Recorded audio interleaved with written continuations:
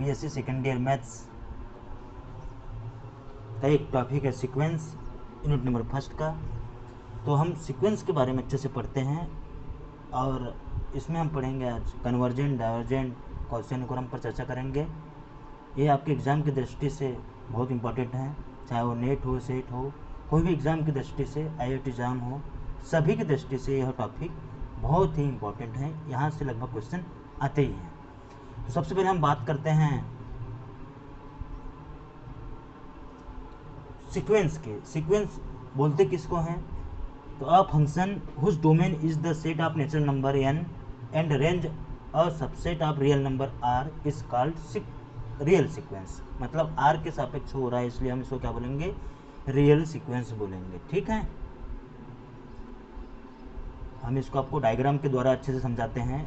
मान लीजिएगा ये जो पार्ट है आपका, इसको हम बोलते हैं डोमेन बोलते हैं, और ये जो पार्ट है इसको हम बोलते हैं कोडोमेन। कोडोमेन मान लीजिएगा ये जो सेट है नेचुरल नंबर का सेट है और ये सेट है आर का। जब ये एक दूसरे से मैपिंग करते हैं तो इसको हम क्या बोलते हैं? फंक्शंस बोलते हैं।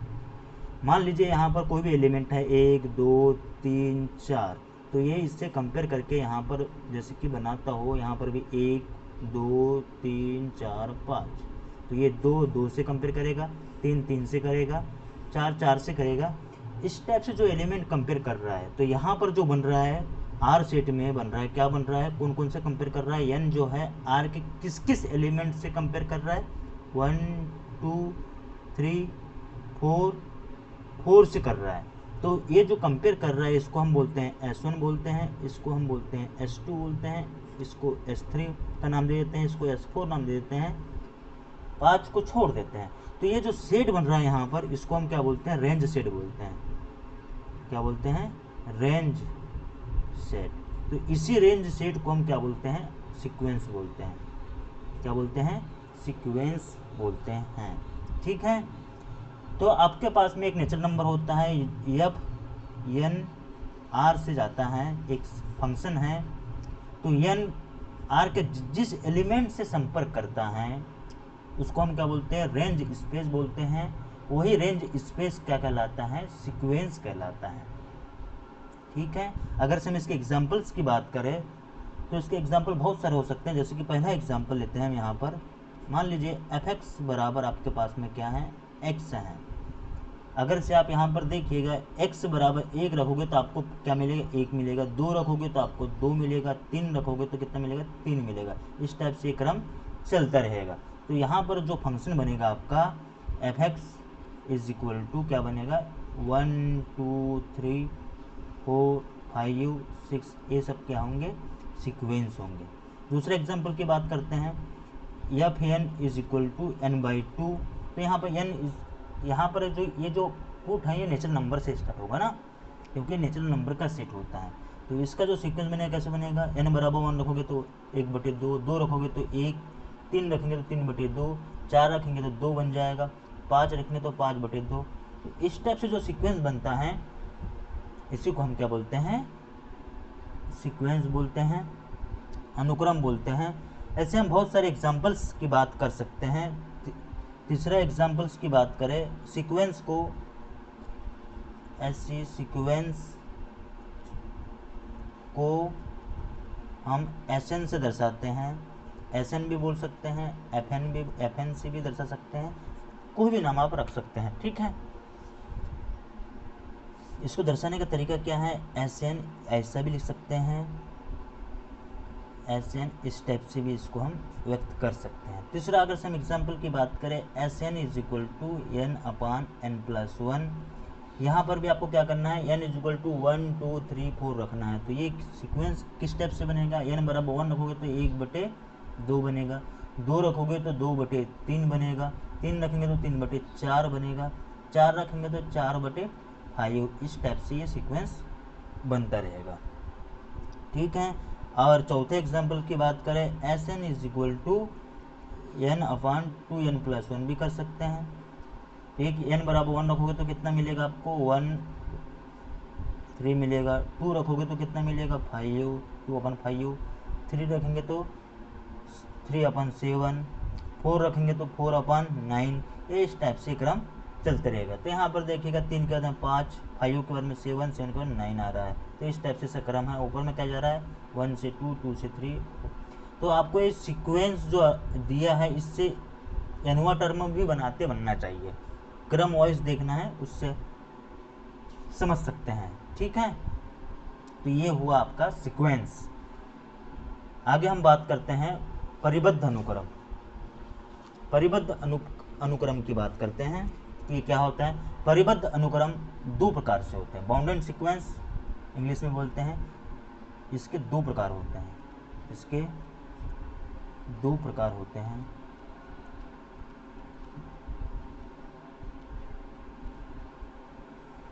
ये दोनों प्रकार से मिलके ही क्या बनता है, आपका बाउंडेड सीक्वेंस बनता है।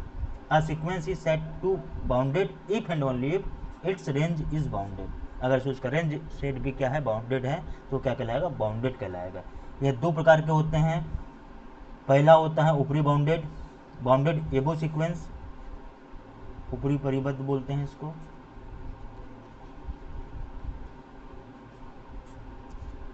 तो बाउंडेड एबो सीक्वेंस क्या होता है, a sequence Fn is said to be bounded above if there exists a real number k such that, अगर से कंडीशन ऐसा है आपके पास में Fn less than equal k है, ग्रेटर देन इक्वल k है, तो इसको हम क्या बोलेंगे, एबो बाउंडेड बोलेंगे।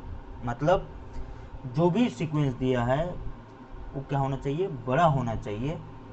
उस कंडीशन को हम क्या बोलेंगे, बाउंडेड सीक्वेंस बोलेंगे। आपके पास में एक अनुक्रम दिया है, यहाँ पर Fn की जगह में आप Sn भी लिख सकते हैं। उच्चतम परिबद्ध कब कहलाता है, जब एक वास्तविक संख्या, यहाँ पर हमने के लिए हैं, इस टाइप से कंडीशन का फॉलो करता है, तो उसको हम क्या बोलते हैं, बाउंडेड एबो सीक्वेंस बोलते हैं। Sn के for all n belongs to n, यहाँ पर जो n होता है वो नेचुरल नंबर को बिलोंग्स करता है। ठीक है, बाउंडेड एबो सीक्वेंस हो गया। अब उसके बाद हम बात करते हैं bounded below sequence.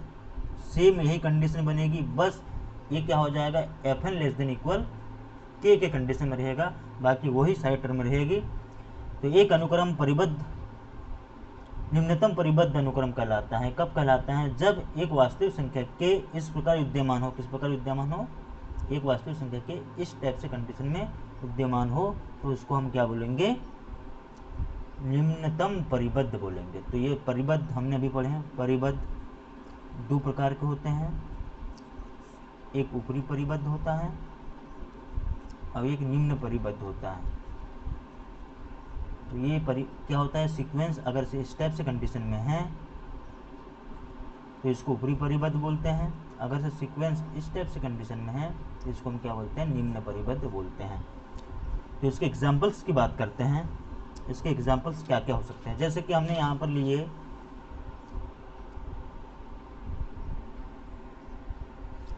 Sn is equal to, पहला एग्जाम्पल लेते हैं हम, एग्जाम्पल नंबर पहला, परिबद्ध पर एग्जाम्पल देखते हैं।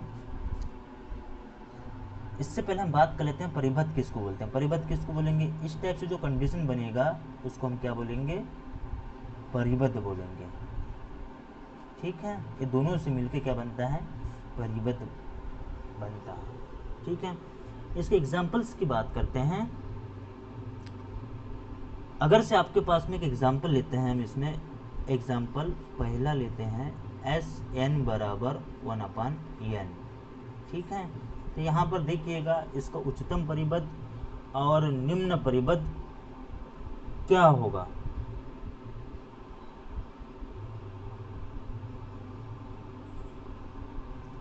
तो यहाँ पर देखिएगा जब ये स्टार्ट होता है तो सबसे छोटी संख्या कौन सी, जो छोटी संख्या होगी उसको हम क्या बोलेंगे, छोटी संख्या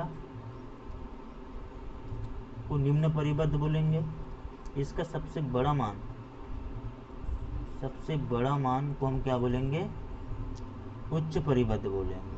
ठीक है, तो यहाँ पर देखिएगा जब इसका सीक्वेंस बनाते हैं, अगर से n बराबर, ये जो मान देखिएगा n बराबर रखेंगे 1 तो 1 बनेगा, फिर 2 रखेंगे 0.5, 3 में 0.33 बनेगा, में 0.2, ठीक है। ये संख्या कहाँ तक जा रहा है, जीरो की ओर अग्रसर हो रहा है। कहाँ तक अग्रसर हो रहा है, जीरो।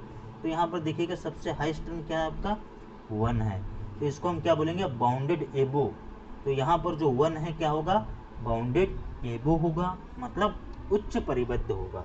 और देखिएगा ये संख्या कहाँ तक किसको जा रहा है, जीरो की ओर जा रहा है। तो इसको हम क्या बोलेंगे, निम्न परिबद्ध बोलेंगे, निम्न परिबद्ध बोलेंगे।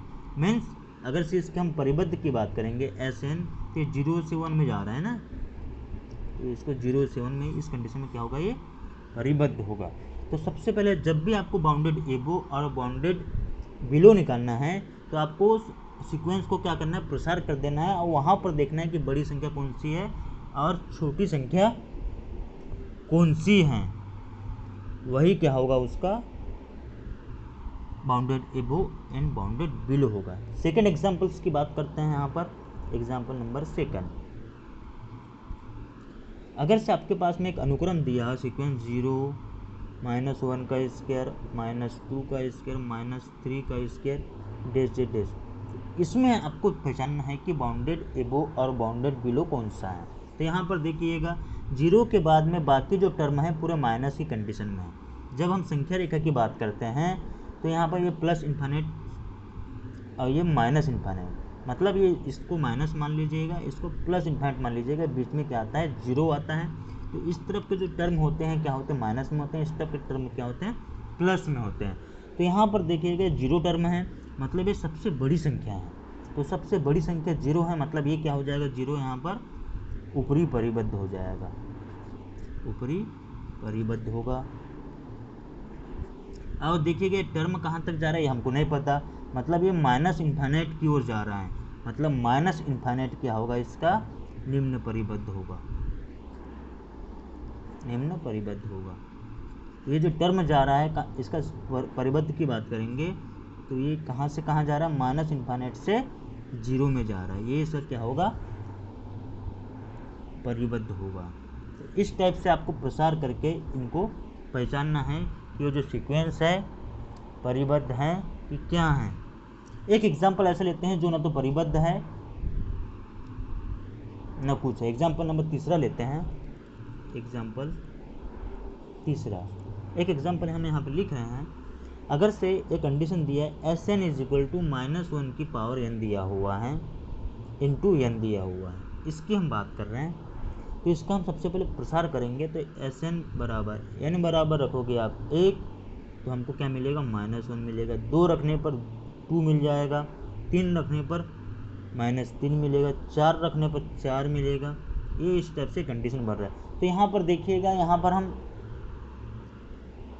समझ नहीं पा रहे हैं कि ये कंडीशन यहाँ पर बड़ा कौन सा, क्योंकि -1 आ रहा है, फिर 2 आ रहा है, फिर -3 आ रहा है, फिर 4 आ रहा है। तो इस कंडीशन में जो सीक्वेंस होगा न तो ऊपरी परिबद्ध है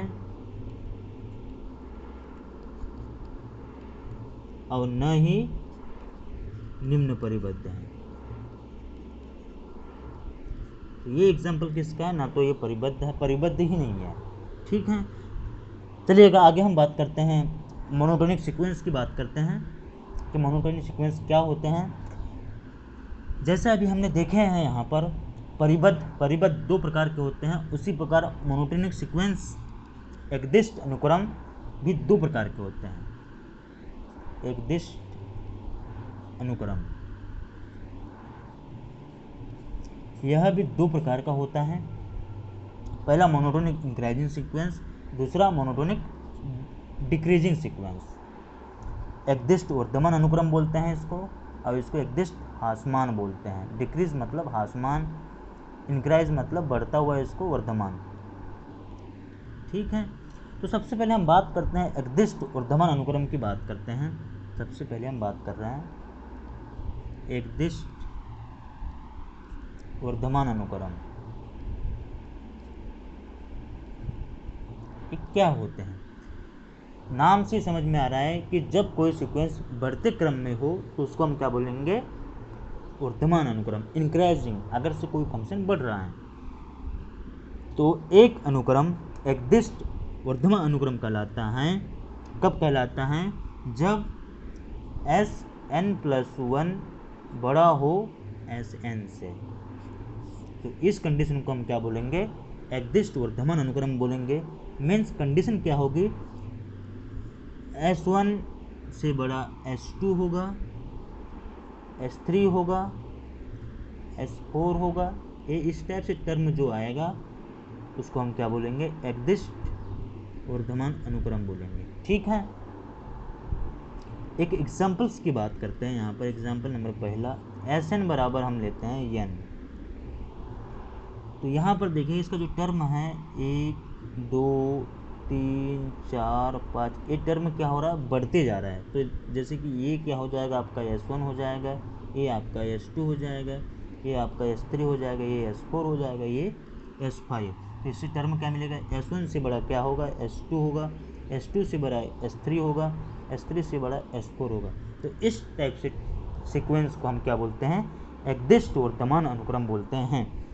यह भी नेचुरल नंबर के लिए लागू होगा ना, हर n किसके एलिमेंट होंगे, नेचुरल नंबर के होंगे। ठीक है,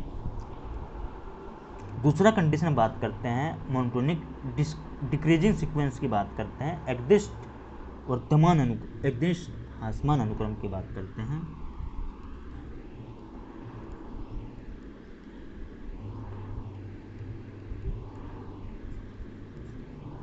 ह्रासमान से समझ में आ रहा है कि कोई सीक्वेंस जब बढ़ते रहेगा तो घटते क्रम में होगा। तो यहाँ पर जो टर्म बनेगी आपकी Sn+1 से बड़ा क्या होगा, Sn होगा। ये इस टाइप से टर्म जो रहेगा उसको हम क्या बोलेंगे, एग्जिस्ट ह्रासमान अनुक्रम बोलेंगे। For all n belongs to n, इसमें भी जो n होंगे नेचुरल नंबर्स होंगे। मतलब इसमें जो सीरीज बनेगी S1 सबसे बड़ा होगा, फिर S2 होगा, फिर S3 होगा, फिर S4 होगा। तो मतलब ये इस टाइप से जो टर्म बनेगा उसको हम क्या बोलेंगे, एग्जिस्ट ह्रासमान अनुक्रम बोलते हैं। इसके एग्जाम्पल्स की बात करें, अगर से मान के चलिएगा आपके पास में एक सीक्वेंस है -1 -3/2 -2 -5/2 -3, इस टाइप से जो टर्म है इस टर्म को हम क्या बोलेंगे, एग्जिस्ट ह्रासमान बोलेंगे। -1 सबसे बड़ी संख्या है, फिर उसके बाद -3/2 -2 -5/2, इस टाइप से टर्म होते हैं उसको हम क्या बोलते हैं, एग्जिस्ट ह्रासमान बोलते हैं। ठीक है,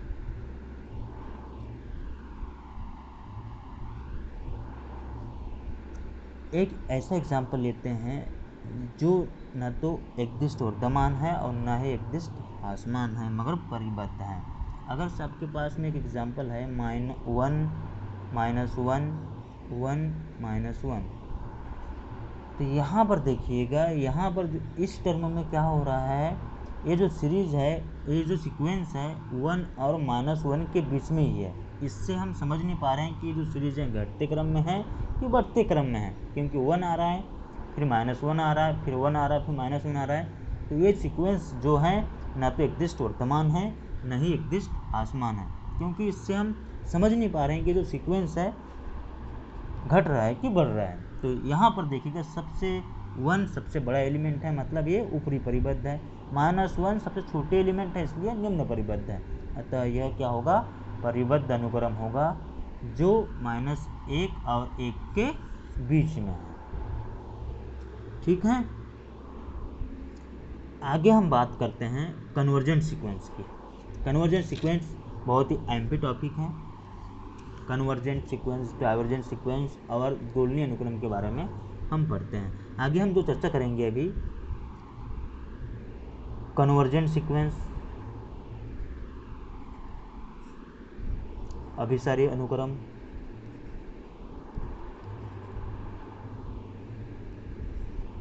दूसरा कंडीशन हम पढ़ने हैं डाइवर्जेंट पढ़ने वाले हैं, डाइवर्जेंट अपसारी अनुक्रम,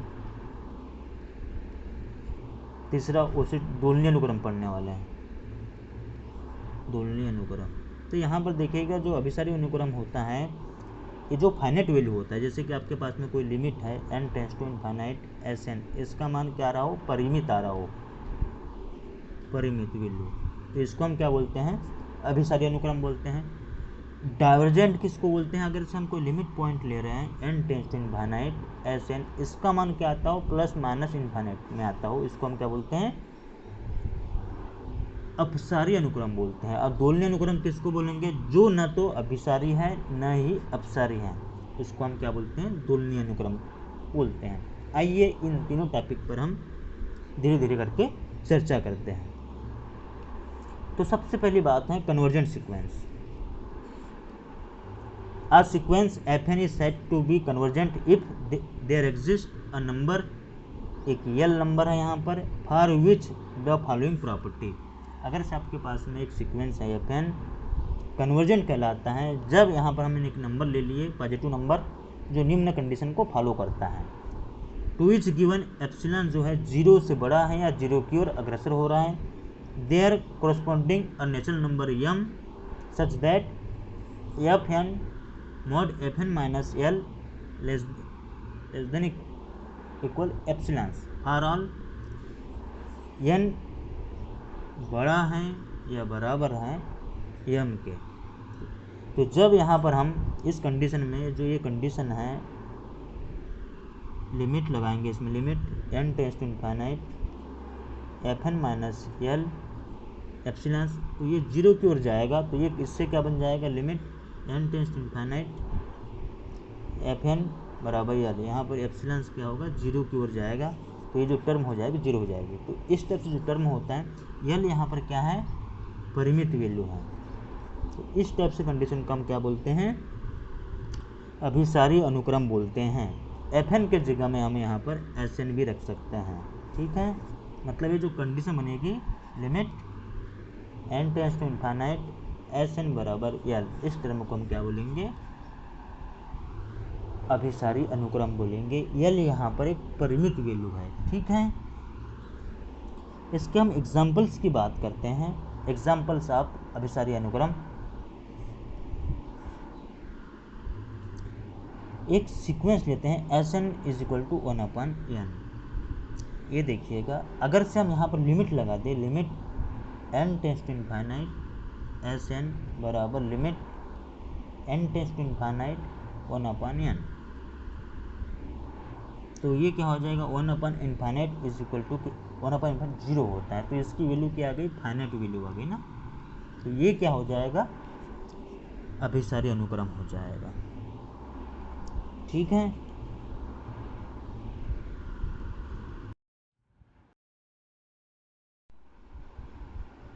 दूसरा एग्जाम्पल्स की बात करते हैं।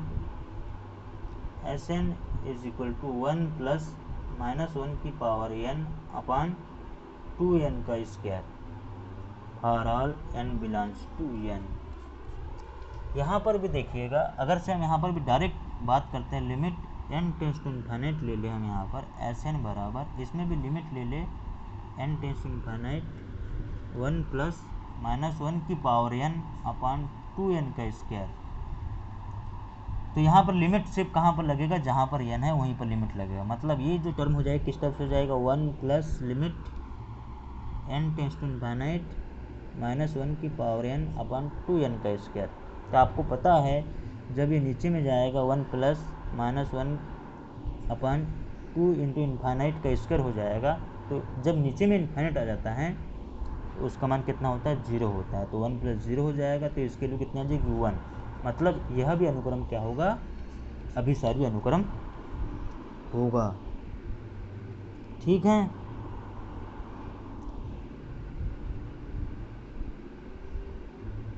मीन्स आपको ये पता होना चाहिए CGT सीक्वेंस के लिए कि अनुक्रम, उसकी सीमा जो है, अनुक्रम की सीमा विद्यमान होना, लिमिट पॉइंट विद्यमान होना, तो वो क्या कहलाएगा? आपका अभिसारी अनुक्रम कहलाएगा, ठीक है। आगे हम बात करते हैं डायवर्जेंट सीक्वेंस की। अपसारी अनुक्रम।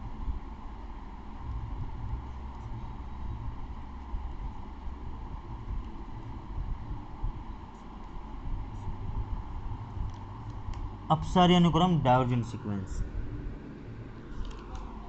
अगर से आपके पास में कोई सीक्वेंस है जिसका limit point n tends to infinite Sn, उसका मान प्लस माइनस इनफाइनाइट आता हो, उसको हम क्या बोलते हैं? अपसारी अनुक्रम बोलते हैं, ठीक है। डायरेक्ट याद रखिएगा। तो इसके एग्जाम्पल्स की बात करें, एग्जाम्पल्स पहला 3n अपसर्य अनुक्रम है। कैसे अनुक्रम है? जब यहाँ पर लिमिट पॉइंट लेंगे n tends to infinite, 3n is equal to क्या हो जाएगा, 3 इंटू इनफाइनाइट बराबर ये क्या मिलेगा, इनफाइनाइट ही मिलेगा। इसकी वैल्यू कितनी आ रही है यहाँ पर, इनफाइनाइट मिल रहा है। तो ऐसे हम बहुत सारे एग्जांपल ले सकते हैं। दूसरे एग्जांपल की बात करें जैसे कि Sn बराबर n का स्क्वायर, इसकी वैल्यू कितनी आएगी, इनफाइनाइट ही आएगी। उसी प्रकार n का स्क्वायर अपान n प्लस 1, इसकी वैल्यू भी क्या आएगी, इनफाइनाइट ही आएगी। ऐसे हम बहुत सारे एग्जांपल्स बना सकते हैं डाइवर्जेंट सीक्वेंस की, जिसका limit point plus minus infinite आता है।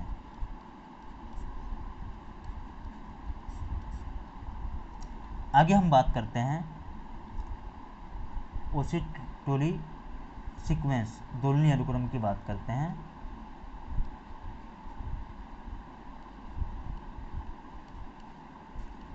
दोलनीय अनुक्रम क्या होते हैं? ऐसा सीक्वेंस जो न तो परिबद्ध अनुक्रम है, ऐसा सीक्वेंस जो न तो अभिसारी अनुक्रम है और न ही अपसारी अनुक्रम है, उस टाइप से सीक्वेंस को हम क्या बोलते हैं, दोलनीय अनुक्रम कहते हैं। ठीक है, जो दोनों के बीच में क्या करता है, दोलन करता है, उसको हम क्या बोलते हैं, दोलनीय अनुक्रम कहते हैं। एग्जाम्पल्स की बात करते हैं इसकी। -1 की पावर n, अगर से हम इसका सीक्वेंस बनाएं तो -1 1 1 -1, ये इस टाइप से क्या कर रहा है, दोलन कर रहा है। मतलब ये -1 और 1 के बीच में क्या कर रहा है, दोलन कर रहा है। इसलिए -1 और 1 ही इसकी वैल्यू आ रही है, इसलिए क्या होगा, ये दोलनीय अनुक्रम होगा।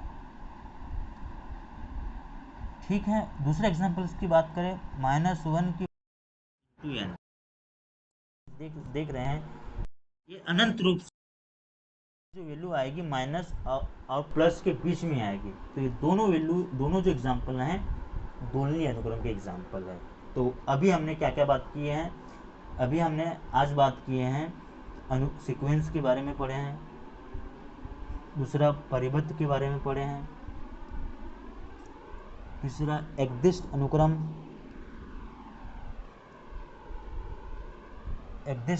के बारे में पढ़े हैं, चौथा हमने पढ़े हैं यहाँ पर कन्वर्जेंट,